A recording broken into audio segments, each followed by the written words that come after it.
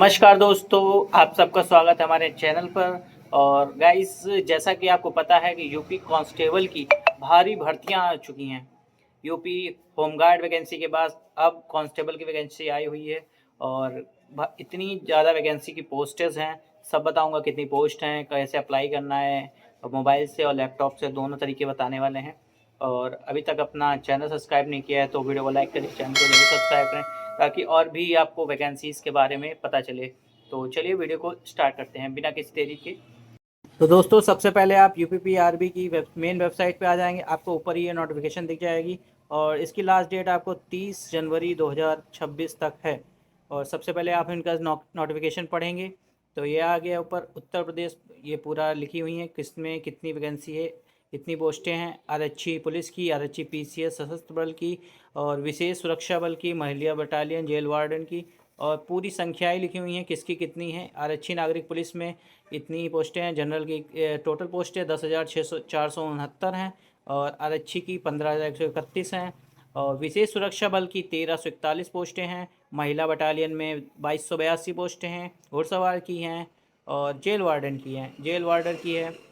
और इन सब पोस्टों के लिए आपको जो भी पोस्ट के लिए अप्लाई करना हो उन पोस्ट के लिए अप्लाई कर सकते हैं। आवेदन की तिथि देख सकते हैं 31 दिसंबर से 31/1/2026 तक भरे जाएंगे। शुल्क जमा करने की 31 से 30 तक है और जमा करने की समय की तिथि भी 31 से 2 तारीख तक है। उसके बाद हम नीचे आ जाएंगे आवेदन शुल्क के बारे में। तो जनरल और ओबीसी के लिए 500 है, SC ST के लिए 400 रुपये है। और इसको देख सकते हैं, इसको भरने के लिए भारत का कोई भी नागरिक भर सकता है, ऑल इंडिया से भर सकते हैं फॉर्म को। और शैक्षिक अर्हता के लिए आपको इंटरमीडिएट पास होना चाहिए, मिनिमम क्वालिफिकेशन इंटरमीडिएट तक है। और उसके बाद आप देख सकते हैं नीचे एज के लिए, तो एक साथ 2025 से 18 वर्ष प्राप्त कर ली हो और 2003 से 2007 के बाद का नहीं होना चाहिए। और इसमें जो है एज रिलैक्शन भी मिलेगा आपको SC और OBC के लिए।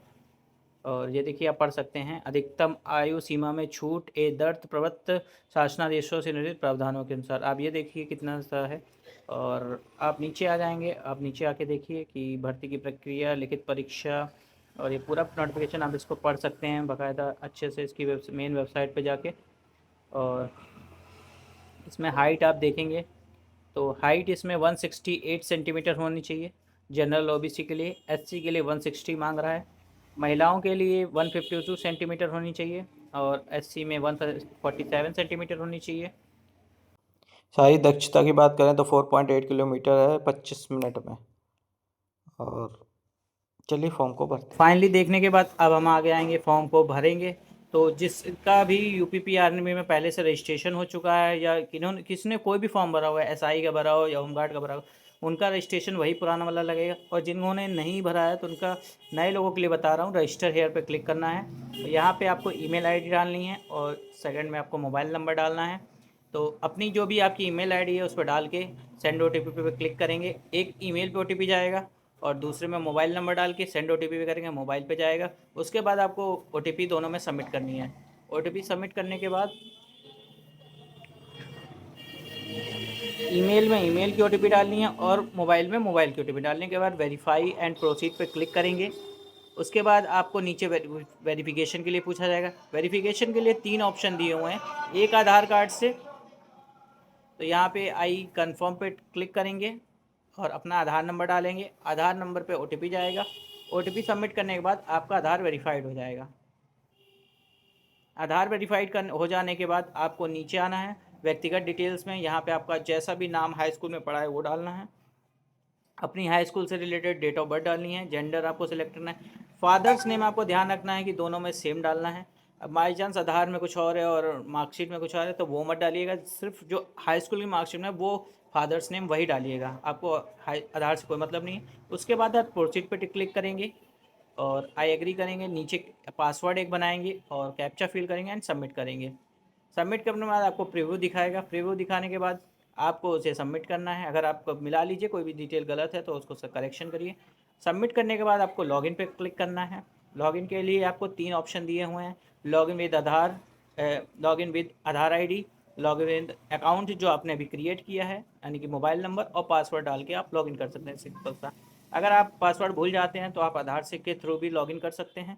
जिसका तरीका आपको फिर बताएंगे। फ़िलहाल अभी हम अकाउंट से लॉगिन कर रहे हैं। हमारा OTP सेंड हो गया है। आधार, मोबाइल नंबर और ईमेल पे किसी से भी OTP डाल के आप लॉगिन कर सकते हैं। OTP जाएगा आपके मोबाइल और ईमेल पे, ठीक है। उसके बाद लॉगिन होने के बाद हम प्रोसीड करेंगे आगे फॉर्म के लिए। ऑनलाइन एप्लीकेशन पे नीचे टैप करेंगे और ऑनलाइन एप्लीकेशन में टैप करने के बाद आपको ये वैकेंसी दिख जाएगी, यूपी पुलिस आरक्षी नागरिक परीक्षा समकक्ष पदों के लिए सीधी भर्ती 2025, ठीक है। इस पर क्लिक करेंगे और अप्लाई नाउ पे टिक करेंगे।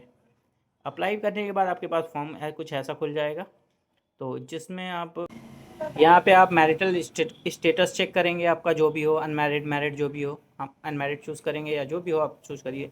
उसके बाद आप नीचे आएंगे तो आपसे पूछ रहा है क्या आप उत्तर प्रदेश के निवासी हैं या नहीं। अगर हैं तो यस करिए, अगर नहीं है तो नो करिए। नो करेंगे तो आपको कोई भी कैटेगरी वाइज मतलब छूट नहीं मिलेगी। आप जनरल के लिए अप्लाई करेंगे और अब उनके लिए बताएंगे जो भी अपने यूपी के निवासी हैं उनके यस करना है उसमें, और नीचे अपना स्टेट वगैरह डाल के आप लोग अदर स्टेट के लिए। अब ये बात करेंगे यूपी के लिए, उनको यस करना है। यस करने के बाद आपसे पूछ देगा आपका डोमिसाइल सर्टिफिकेट। डोमिसाइल सर्टिफिकेट के लिए बता दें कि डोमिसाइल सर्टिफिकेट नया होना चाहिए सबका, 1/4/2025 के पहले बाद का नहीं होना चाहिए, ठीक है। डोमिसाइल सर्टिफिकेट यस करके अपना डिस्ट्रिक्ट डालेंगे। डिस्ट्रिक्ट डालने के बाद और डेट डालेंगे और उसके बाद इशूइंग अथॉरिटी डालेंगे, जो तहसीलदार या जो भी होता है। उसके बाद इशू डेट डालेंगे। डेट डालने के बाद नीचे एप्लीकेशन नंबर डालेंगे, जो भी सर्टिफिकेट पे लिखा होगा। एप्लीकेशन नंबर डालने के बाद बगल में उसमें क्रम संख्या यानी कि सर्टिफिकेट नंबर पड़ेगा। सर्टिफिकेट नंबर डालने के बाद आपको नीचे आना है। नीचे आपको श्रेणी चूज़ करनी है, मतलब कि जनरल में जो है जनरल चूज़ कर सकता है, SC ST OBC जो भी है वो अपनी कैटेगरी वाइज चूज़ करेगा। और जो EWS में अगर चूज़ करते हैं तो उसका आपको सर्टिफिकेट नंबर वगैरह देना पड़ेगा। जैसे कि आप देख सकते हैं यहाँ पे पूरा सीरियल नंबर, पद जहाँ से, डिस्ट्रिक्ट और अथॉरिटी का नाम, और यहाँ पे क्रम संख्या, इशू डेट, ये सब आपको फिल करना पड़ेगा। अगर EWS नहीं है तो कोई दिक्कत नहीं है, आप जनरल से भर सकते हैं। और SC वालों के लिए, OBC वालों के लिए, सब के लिए यही है। SC वाले के लिए आपको ये एग्री करना पड़ेगा। और उसके बाद आपको नीचे आपका डिस्ट्रिक्ट डालना है और उसके बाद आपको अथॉरिटी नेम डालना है, जिस भी अथॉरिटी से मतलब जिसने भी तहसीलदार या SDM जिसने भी उसको किया है वो डालेंगे। श्रेणी डालेंगे यानी कि डेट डालेंगे जिस डेट को जारी हुआ है। उसके बाद एप्लीकेशन नंबर डालना है और उसके बाद सीरियल नंबर डालना है, सर्टिफिकेट सीरियल नंबर। तो आप इसमें कंफ्यूज मत होइएगा, ऊपर जो दिया होता है वो एप्लीकेशन नंबर होता है नीचे। और इसकी बात कर लें, आप देख सकते हैं इसमें कि अनुसूचित जाति के लिए डेट, मतलब जाति प्रमाण पत्र किस डेट से जारी हो, ऐसा कोई भी डेट नहीं दी हुई है यहाँ पे कि मतलब कितना भी पुराना लगा सकते हो आप, खाली फॉर्म भरने की डेट से पहले का होना चाहिए, ठीक है। और पिछड़ा वर्ग के लिए 1/4/2025 के बाद का होना चाहिए, इससे पहले वाले मान्य नहीं हैं। और उसके बाद EWS प्रमाण पत्र में भी 1/4/25 के पहले का नहीं होना चाहिए। और आवेदन आप देख सकते हैं, निवास प्रमाण पत्र के लिए आपके पास कोई भी डेट नहीं है, मतलब कितना भी पुराना आप निवास इसमें दे सकते हैं। तो चलिए आगे फॉर्म को हम सबमिट करते हैं।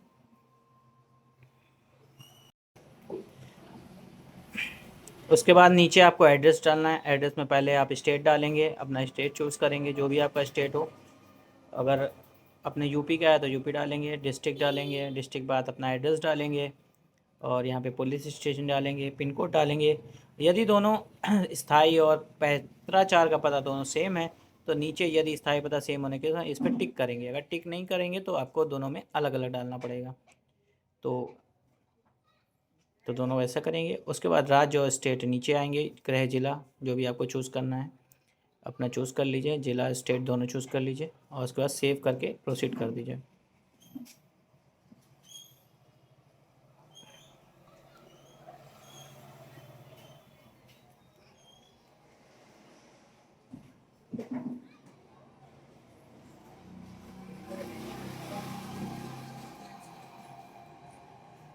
सेव करने के बाद आपको यहाँ पे चूज़ करना है क्या आप स्वतंत्रता संग्रामी के मतलब are you a freedom fighter. अगर फ्रीडम फाइटर हैं तो उसकी डिटेल्स दीजिए, नहीं है तो नो कर दीजिए। क्या आप भूतपूर्व सैनिक हैं, इसके बाद आपसे पूछ रहा है भूतपूर्व सैनिक अगर कोई है तो उसके लिए यस करके उसकी डिटेल फिल करेगा। अगर नहीं है तो उसको भी आप नो कर दीजिएगा। और उसके बाद पूछ रहा है क्या आपने कम से कम 3 साल के लिए होमगार्ड के रूप में सेवा की है। अगर आपने सेवा की है तो उसको यस करेंगे, नहीं की है तो उसको नो कर देंगे। सब में आपको डेट्स वगैरह पूछता रहेगा। और उसके बाद आपको सेव करना है, सेव करके नेक्स्ट कर देना है। नेक्स्ट करने के बाद आपके पास आपसे पूछेगा हाई स्कूल और इंटर की आपको डिटेल फिल करनी है। डिटेल के लिए सबसे पहले आपको अपनी योग्यता 10th स्टैंडर्ड, रोल नंबर डालना है। उसके बाद आपको सर्टिफिकेट का सीरियल नंबर डालना है। इस बात को ध्यान रखिएगा, सीरियल नंबर ही डालिएगा, मतलब सर्टिफिकेट नंबर नहीं डालना है आपको। सीरियल नंबर जो ऊपर लिखा होता है SR नंबर, उस नंबर को आपको फिल करना है। ठीक है, उसको फिल करने के बाद आप अपडेट कर दीजिएगा, आपका सेव हो जाएगा हाई स्कूल का। वही चीज़ आपको इंटर में भी करनी है। इंटर में आपको बोर्ड सेलेक्ट करना है, जो भी आपका बोर्ड लगता हो। उसके बाद इशू डेट, पासिंग डेट, जो भी आपकी पासिंग डेट है। और उसके बाद आपका रोल नंबर डालने के बाद उसका भी आपको सीरियल नंबर ही डालना है, सर्टिफिकेट का सर्टिफिकेट नंबर नहीं डालना है। ठीक है, उसको करके फिर ऐड कर दीजिएगा और आपका इंटर की डिटेल भी सेव हो जाएगी। उसके बाद आपको डॉक्यूमेंट्स अपलोडिंग करनी है। डॉक्यूमेंट्स में क्या क्या आपको चाहिए होगा, हाई स्कूल की मार्कशीट, इंटर की मार्कशीट, और निवास प्रमाण पत्र, जाति प्रमाण पत्र, और जिन्होंने कोई सेवा वगैरह मतलब कि जो भी एनसीसी या होमगार्ड वगैरह का यस किया होगा तो उनको उसका प्रमाण पत्र देना होगा। अगर नहीं किया है तो आप लोगों के लिए सिंपल सा है, SC OBC वालों कास्ट सर्टिफिकेट लगाएंगे। कास्ट सर्टिफिकेट लगाने के लिए आपको PDF में फ़ाइल अपलोड करनी है, उसको लगानी है। डोमिसाइल सर्टिफिकेट भी अपलोड करना है PDF में। और 10th और 12th में आपको ये 2 चीज़ें पूछ रहा है, एक सर्टिफिकेट और एक मार्कशीट। अगर आपके पास 2 मार्कशीटें हैं, मतलब कि सर्टिफिकेट अलग है मार्कशीट अलग है, तो दोनों में अलग अलग चूज़ करिए। और अगर आपके पास एक ही मार्कशीट है, उसी में आपका सर्टिफिकेट मार्कशीट दोनों है, तो दोनों एक ही, मतलब कि दोनों कॉलम में सेम चीज़ें आप अपलोड करिए। मतलब सर्टिफिकेट भी वही अपलोड करिए और मार्कशीट भी वही अपलोड करिए। यही चीज़ हाई स्कूल में भी वही होगा और इंटर में भी आपको वही करना है। उसके बाद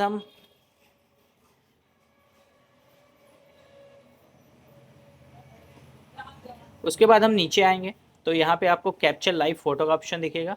इसमें आपसे क्या सैम्पल फ़ोटोज़ आप देख सकते हैं। इस तरीके से कोई फ़ोटोज़ नहीं होनी चाहिए, बिल्कुल सिंपल तरीके से होनी चाहिए। प्लेन बैकग्राउंड के साथ आपको फ़ोटो लेनी है। लाइव फ़ोटो में आप, और बिना किसी टोपी और गहरे चश्मे का यूज़ नहीं होना चाहिए। और आप पढ़ सकते हैं, यदि आप चश्मा पहनते हैं तो फ़ोटो में चश्मे या प्रतिबिंब नहीं होना चाहिए, आंखें स्पष्ट रूप से दिखाई दें, ऐसा कह रहा है।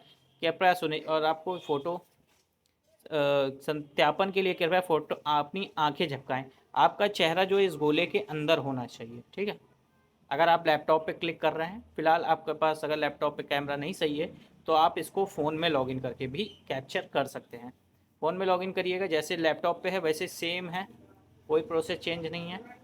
और ऐसे ही लॉगिन करना है और सामने फ्रंट में हाथ से कैमरा लीजिएगा और पीछे का बैकग्राउंड कोशिश करिएगा प्लेन एंड वाइट हो, वाइट एंड प्लेन हो। ठीक है, क्लियरिटी के साथ इसमें देखिए।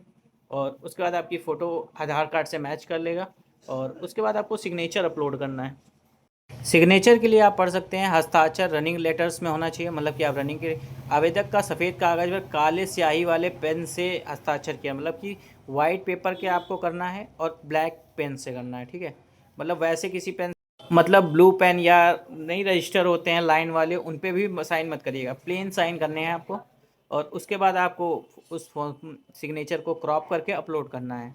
अगर आपको अपलोड करने में कोई दिक्कत आती है तो उसके लिए कमेंट करिएगा, उसके लिए हम आपको बताएंगे कैसे क्या आपको सिग्नेचर सही से अपलोड करना है। उसके बाद सेव एंड नेक्स्ट करना है। नेक्स्ट होने के बाद आपका फॉर्म सबमिट हो जाएगा। उसके बाद आपको यहाँ पे पद जो है चूज़ करने हैं, मतलब कि आपको किस पोस्ट के लिए आप अप्लाई कर रहे हैं उसके लिए आपको चूज़ करना पड़ेगा। आरक्षी नागरिक के लिए आपको करना है तो यस प्लस पे क्लिक कर दीजिए, ये चूज़ हो जाएगा। आरक्षी PCB के लिए करना है, सशस्त्र पुलिस बल के लिए करना है तो यस कर दीजिएगा, मतलब कि जो भी पहले दूसरा रखना है तो उसको कर सकते हैं आप। जेल वार्डन या आरक्षी PCB कर सकते हैं, पुलिस विशेष सुरक्षा बल कर सकते हैं, मतलब ये अपने हिसाब से ऊपर नीचे, जिसको नहीं करना है उसको आप छोड़ भी सकते हैं। तो हमने यहाँ पे सारे सेलेक्ट करके उसके बाद आप नीचे आ जाएंगे। तो नीचे आने के बाद आपसे पूछ रहा है क्या आपने O लेवल का कोर्स किया, अगर किया है तो यस करिए वरना नो कर दीजिए। क्या आपने सेवा में न्यूनतम 2 वर्षों तक सेवा की है, यस करिए वरना नो कर दिए। क्या आपने राष्ट्रीय क्रेडिट मतलब NCC किया है तो यस करिए वरना नो कर दीजिए। उसके बाद से घोषणा करता है, मैं घोषणा करता हूँ कि मैंने वेबसाइट की उपलब्ध विज्ञप्ति के अनुसार फॉर्म को भरा है, तो उसको आपको यस कर देना है। ठीक है।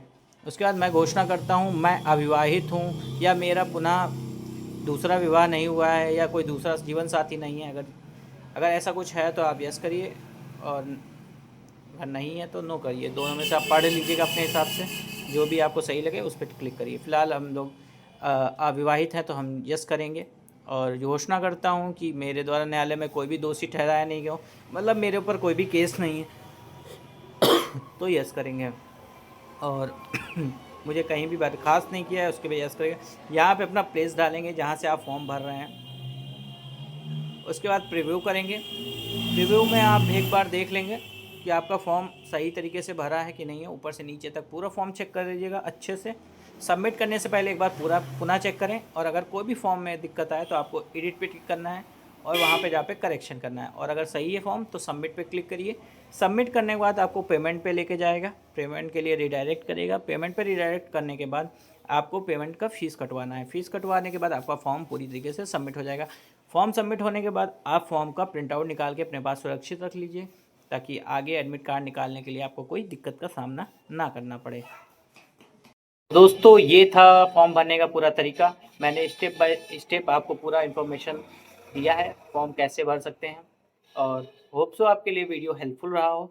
अगर वीडियो हेल्पफुल रहा हो तो वीडियो को लाइक करके चैनल को सब्सक्राइब करें। और अगर कोई फॉर्म भरने में कोई भी दिक्कत आए या पेमेंट कट जाए या फिर मोबाइल पे OTP नहीं आ रही है या कोई भी समस्या आती है तो आप कमेंट करके ज़रूर पूछिएगा। और ऐसे ही नेक्स्ट नए अपडेट्स के लिए अपने वीडियो को लाइक करके चैनल को जरूर सब्सक्राइब करिए, ताकि मैं आपके लिए और भी इन्फॉर्मेशन वीडियोस लाता रहूँ। तो मिलते हैं सब अगले वीडियो में, तब तक के लिए सभी को बाय बाय, राधे राधे, जय श्री राम, जय हिंद, जय भारत।